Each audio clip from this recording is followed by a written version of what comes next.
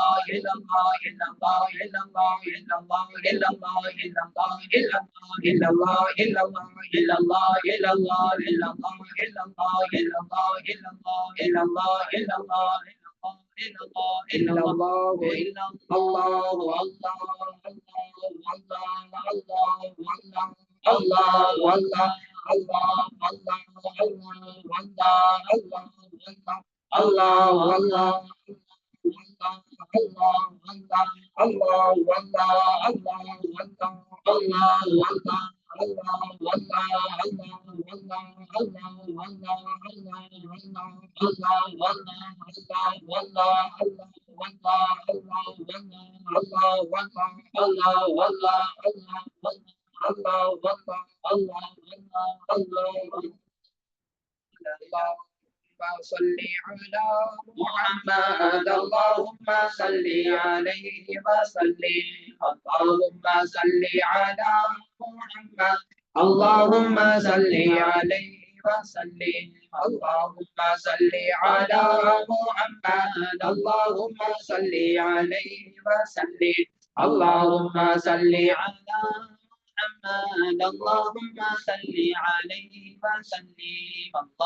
صل على محمد اللهم صل عليه وسلم اللهم صل على محمد اللهم صل عليه وسلم اللهم صل على محمد يا ربي صل عليه وسلم صلى الله على محمد صلى الله عليه وسلم صلى الله على محمد صلى الله عليه وسلم صلى الله على محمد يا ربي صل وسلم يا نبي سلام عليكم يا رسول سلام عليكم يا حبيب سلام عليكم صلوات الله عليكم أشرق البدر علينا فاغتابت منه البدور مثل حسنك ما رأينا قط يا وجه أنت شمس أنت بدر أنت نور فوق نوري أنت إكسير وغالي أنت مصباح صدوري يا حبيبي يا محمد يا علو صدقا في قيل يا مؤيد يا مبتر يا إمام القبلتين مرة وجهك يا سعد يا كريم الوالدين قولك صاب المبارك بردنا يوم النشور أنت غفار الخطايا والذنوب الموبقات أنت ستر المساوي ومقيل العثرات يا ولي سناتي يا رفيع درجاتي كفر عني ذنوبي وقولي عن سيئاتي عالم سري وأخفى مستجيب الدعوات ربي ارحمنا جميعا بجميع صالحات طلع البدر علينا من ثنيات الوداع وجب الشكر علينا ما دعا لله داعي أيها المبعوث فينا جئت بالأمر المطاع جئت شرفت المدينة مرحبا يا خير داعي أنت في كل جميل وجمال يا مطاع ورضعنا سدي وسري قبل أيام الرضا ربنا صل على من حل في خير البقاع واصبر سترا علينا يا مجيبا كل داعي الحسن ثم الحسين للنبي قرة عيني نورهم كالكوكبين جدهم صلوا عليه حدنا مولود حضري الحبيب رسول آخر خبر نوري كرنا يا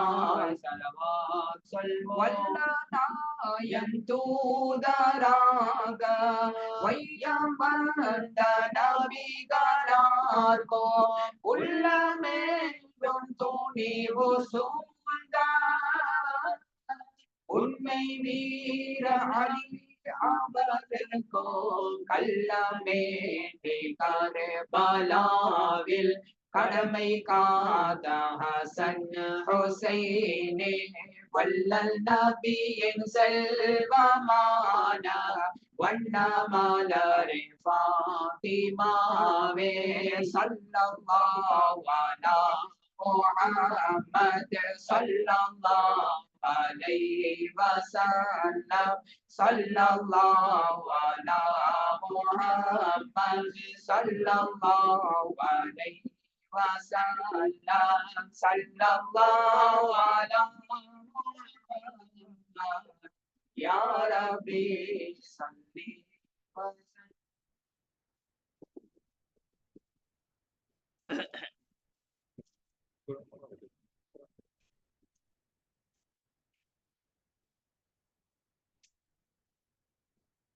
بسم الله الرحمن الرحيم الحمد لله رب العالمين بسم الله الرحمن الرحيم الحمد لله رب العالمين حمدا كثيرا طيبا مباركا فيه على كل حال حمدي وعافي نعم ويكافي مزيدا واعف عنا واغفر لنا يا كريم يا رحيم يا ربي يا الله يا ربنا لك الحمد كما ينبغي لجلال وجهك ولعظيم سلطانك ومجدك سبحانك لا نحصي ثناء عليك انت كما اثنيت على نفسك سبحان الله وبحمده عدد خلقه ورضا نفسه وزينة عرشه ومداد كلماته اللهم صل وسلم وبارك على سيدنا محمد وعلى آل سيدنا محمد وبارك وسلم عليه تم المولد الشريف مولد المصطفى المجتبى الرؤوف المنيب صلى الله عليه وعلى آله وصحبه وسلم جعلنا الله وإياكم ممن يستوجب الشفاعة ويرتجي به من الله رحمته ورأفته والحمد لله رب العالمين اللهم بحرمة هذا النبي الكريم وآله وأصحابه السالكين لنهجه القويم اجعلنا من خيار أمته واسترنا بدير حرمته واحشرنا غدا في زمرته واستعمل ألسنتنا في مدحه ونصرته وأحينا مستمسكين بطاعته وأمتنا على سنته وجماعته اللهم أدخلنا معه الجنة فإنه أول من يدخلها وأنزلنا معه في قصورها فإنه أول من ينزلها وارحمنا به يوم يستشفع به الخلائق فترحمها اللهم إنا قد حضرنا وقرأنا مولد نبيك الكريم فافل علينا ببركته لباس العز والتكريم واسكننا بدواره في دار النعيم ونعمنا في الجنة بالنعيم المقيم. اللهم انا نسألك بداه النبي المصطفى وآله اهل الصدق والوفاء ان كلنا معينا ومسعفا وبوئنا ببركته من الجنة غرفا وارزقنا بداهه عندك قبولا وعزا وشرفا. اللهم إنا نتوسل إليك بنبيك المختار وآله الأطهار وأصحابه الأخيار والسادات الأبرار أن كفر عنا الذنوب والأوزار وحرصنا من جميع المخاوف والأخطار واجمع بيننا وبينه في دار القرار وتقبل منا ما قدمناه من يسير أعمالنا في الإعلان والإسرار.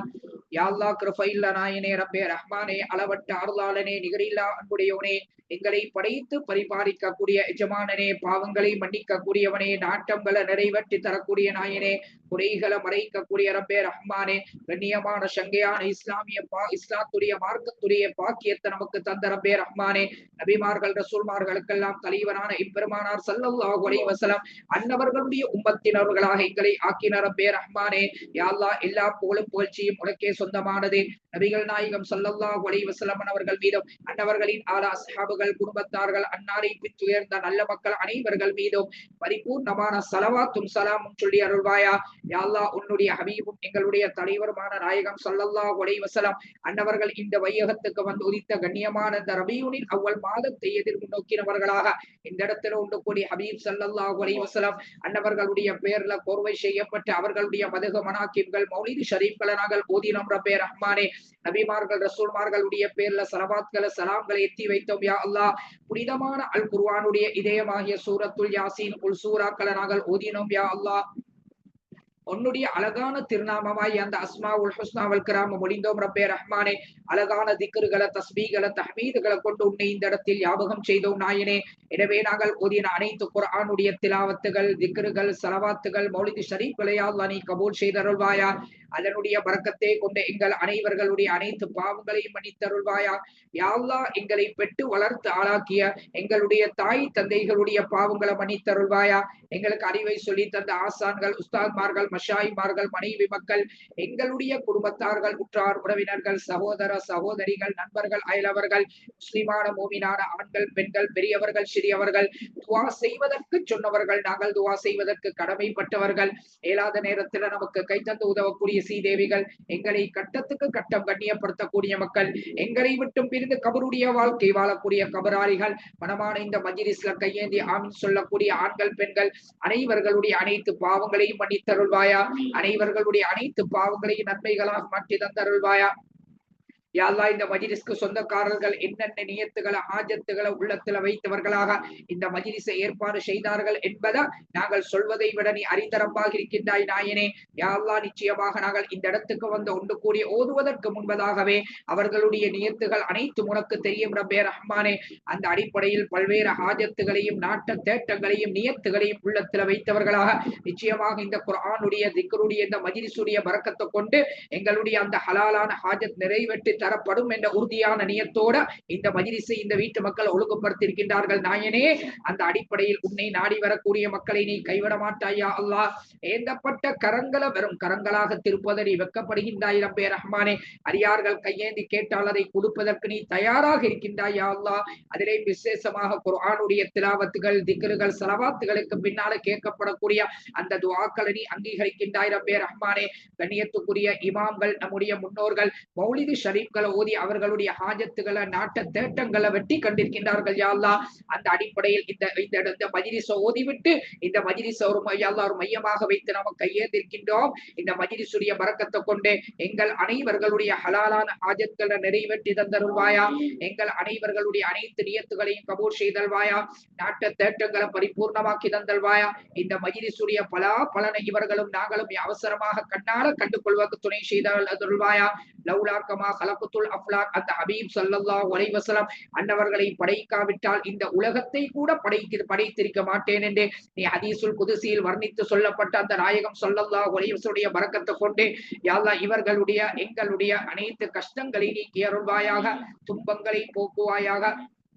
கவலைகள், பிரச்சனைகள், சஞ்சலங்கள் அனைத்தையும் அகற்றி அருள்வாயா. யா அல்லாஹ் இவர்களுக்கும் எங்களுக்கும் நிம்மதியான வாழ்க்கை நசீபாக்குவாயா, சந்தோஷமான வாழ்க்கையை நசீபாக்குவாயா, கௌரவமான கண்ணியமான வாழ்க்கையை நசீபாக்குவாயா, நோய் இல்லாத கடன் இல்லாத வாழ்க்கையை நசீபாக்குவாயா. இவர்களுடைய எங்களுடைய சிறிய பெரிய நோய்களை குணப்படுத்துவாயா. அனைவர்களுக்கும் சரீர சுகத்தை நசீபாக்குவாயா, ஆஃபியத்தை ஆரோக்கியத்தை நசீபாக்குவாயா, உடம்புல சக்தி உள்ளத்துல தைரியத்தை நசீபாக்குவாயா. வைத்தியசாலைகளுக்கு சென்று பார்க்க முடியாத நிலைமை ரப்பே ரஹ்மானே, விதவிதமான நோய்கள் வந்து மனிதர்கள் ஆட்டி படைத்துக் கொண்டிருக்கக்கூடிய பயங்கரமான ஒரு காலகட்டத்தில் நாம வாழ்ந்து கொண்டிருக்கின்றோம் நாயனே. அந்த அடிப்படையில் நோயை கொடுக்கக்கூடிய நாயன் நீயாக இருக்கின்றாய், அதை குணமாக்கக்கூடிய ரப்பும் நீயாக இருக்கின்றாய். நீ நாடினால் வைத்தியர்களுடைய உதவிகள் தேவையில்ல, இந்த விதமான மருந்தும் பாவிப்பதற்கு அவசியம் கிடையாது நாயனே. அந்த அடிப்படையில் ஓதப்பட்ட இந்த குர்ஆனுடைய ஆயாத்துகள், திக்ருகள், ஸலவாத்கள் மௌலித் ஷரீஃபுடைய பரக்கத்தை கொண்டு எங்கள் அனைவர்களுடைய எல்லா விதமான சிறிய பெரிய நோய்களை குணப்படுத்துவாயா. அனைவர்களுக்கும் சரீர சுகத்தையும் ஆஃபியத்தையும் ஆரோக்கியத்தையும் நசீபாக்குவாயா.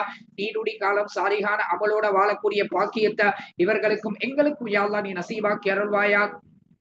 இந்த மஜ்லிஸுடைய ஹுர்மத்தை கொண்டு யா அல்லாஹ் கடனாளிகளுக்கு கடனிலிருந்து நிவர்த்தியை கொடுத்தல்வாயா. யார் யாரெல்லாம் கடன் கொடுக்க இருக்கின்றதோ அதற்கான வசதி வாய்ப்புகள் அமைத்து கொடுத்தல்வாயா, அதற்கான அனைத்து வழிகளையும் அமைத்து கொடுத்தல்வாயா. அதே போல யா அல்லாஹ் இந்த மஜ்லிஸுடைய பரக்கத்தை கொண்டு யா அல்லாஹ் பிள்ளை இல்லாதவர்களுக்கு சாலிகான குழந்தை பாக்கியத்தை நசீபாக்குவாயா. ஹஜ்ரத் இப்ராஹிம் கலீலுல்லாஹ் அலா நபியினா அலைஹி ஸலாத்து வஸலாம் அன்னவர்களுக்கு பல வருட காலங்களுக்கு பின்னால் ஹஜ்ரத் இஸ்மாயில் அலைஹி ஸலாத்து வஸலாம் அன்னவர்களை குழந்தையாக கொடுத்த ரப்பே ரஹ்மானே, அந்த நபி அலைஹி ஸலாத்து வஸலாமுடைய பரக்கத்தை கொண்டு இந்த மஜ்லிஸுடைய ஹுர்மத்தை கொண்டு பிள்ளை இல்லாதவர்களுக்கு சாலிகான குழந்தை பாக்கியத்தை நசீபாக்குவாயா. யார் யாருக்கெல்லாம் குழந்தைகள் இருக்கின்றதோ அந்த குழந்தைகளுடைய எதிர்காலங்களை பிரகாசமாக்கி அருள்வாயா, எதிர்காலங்களை பலமானதாக ஆக்கி அருள்வாயா. அவர்களை ஆஃபில்களாக ஆலிம்களாக சமுதாயப்பட்டுள்ள நல்ல குழந்தைகளாக கபூல் செய்தல்வாயா. படிக்கக்கூடிய படிப்பு, ஓதக்கூடிய ஓதல்களில் கவனம் செலுத்தக்கூடியவர்களாக, பட்டதாரிகளாக வந்து குடும்பத்துக்கு கௌரவத்தை கண்ணியத்தை தேடி தரக்கூடிய குழந்தைகளாக ஆக்கி அருள்வாயா. அதே போல வயது வந்த பெண் குழந்தைகளுக்கு தகுந்த ஜோடுகள் அமைத்து கொடுத்தல்வாயா.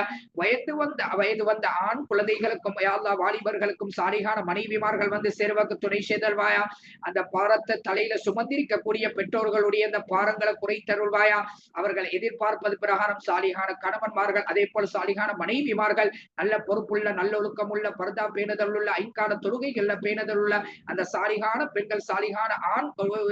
ஆண் மர்மான்கள் வந்து சேர்வதற்கு நீ துணை செய்தல்வாயா. அதே போல யா அல்லாஹ் இந்த வீட்டு மக்களும் நாங்களும் செய்யக்கூடிய தொழில பரக்கத் செய்தல்வாயா, அபிவிருத்தி உண்டாக்கி தந்தருள்வாயா. கைருடைய ரஹ்மத்துடைய எல்லா கதவுகளையும் திறந்து தந்து இவர்களையும் எங்களையும் செழிப்பாக சந்தோஷமாக வாழச் செய்தல்வாயா.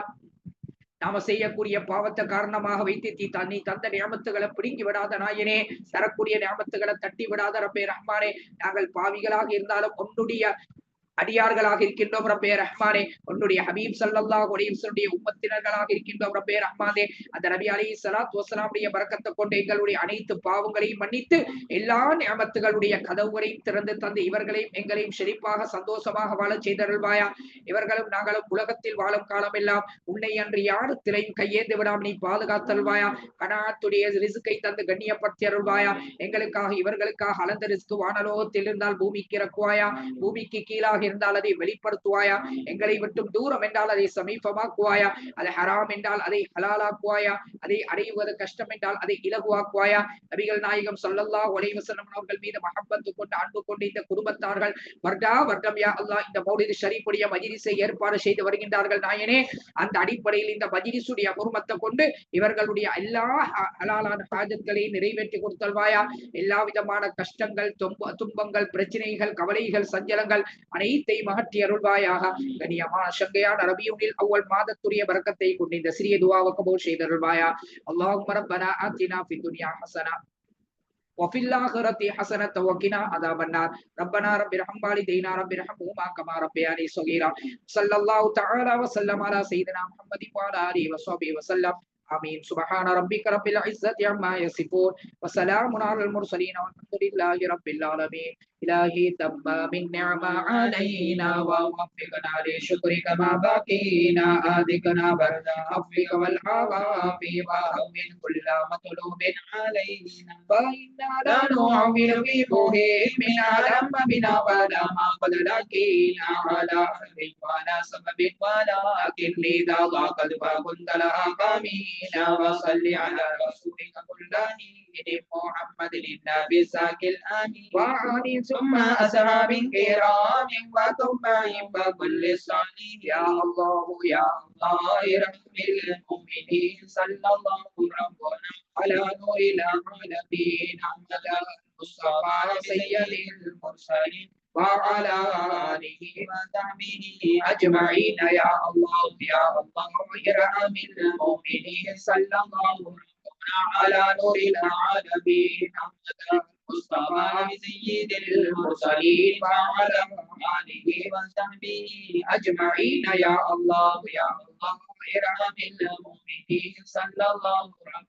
على نور العالمين أحمد المصطفى سيد المرسلين وعلى آله وصحبه أجمعين وسلم عليهم تسليما كثيرا كثيرا والحمد لله رب العالمين صلى الله على محمد صلى الله عليه وسلم صلى الله على محمد صلى الله عليه وسلم صلى الله على محمد يا ربي صل عليه وسلم.